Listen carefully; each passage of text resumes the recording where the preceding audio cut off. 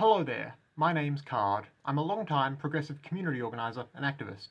And today I just want to briefly talk about a reactionary dog whistle that's been around for a while now, as well as what it really means, who's using it, and why. For those who might not know, in politics a dog whistle is a word, a phrase, or a symbol which seems perfectly innocent and innocuous to most people, but which really communicates a more sinister hidden message to those in the know. Additionally, there'll also be a playlist of videos of mine linked at the top of the description which goes into detail about all sorts of reactionary dog whistles and how to spot them. Today specifically, I want to talk about the word octopus and how it's become a contemporary reactionary meme and signal of sorts, particularly in online spaces.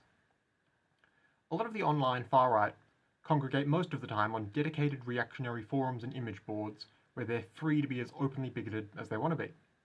But whenever they're on the normal, regular side of the internet, they'll often reuse a lot of the same racist, homophobic, transphobic, anti-Semitic, etc. jokes and memes and talking points they would with other reactionaries, but they'll couch it all in obfuscating language and obtuse references so that it flies over the heads of most normal people. If you consider yourself a socially conscious progressive, you should try to familiarise yourself with a lot of the general references and talking points online reactionaries may bring up, so that you don't let them fly under your radar when they're trying to spread their ideology or signal their beliefs to one another online. After all, knowing is half the battle.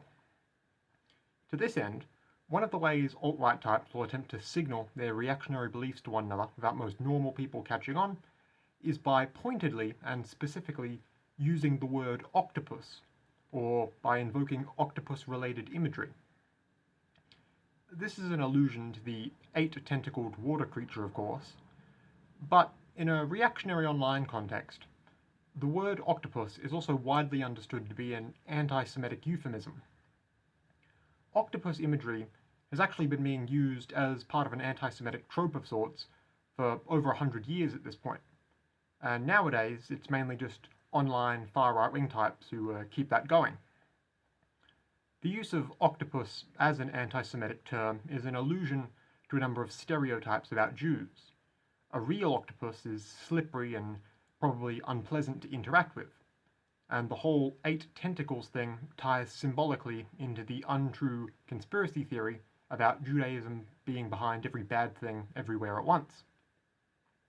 Modern reactionaries will refer to Jews as octopuses online as a way to signal their in-group knowledge of the term itself, and because it's a term that most normal people aren't familiar with in this sort of context, as such, rather than using a more overt slur or derogatory term, they would say octopus, because that's much less likely to get them banned or their posts removed by moderators and so on. So for the sake of keeping yourself and your spaces safe, please just keep this in mind. It's always good to be able to recognise alt-right messaging and signalling like this, so you can spot it, denounce it, explain why it's wrong and bad to others, and remove the people posting this sort of stuff. That's all I have to say today. I hope it helps.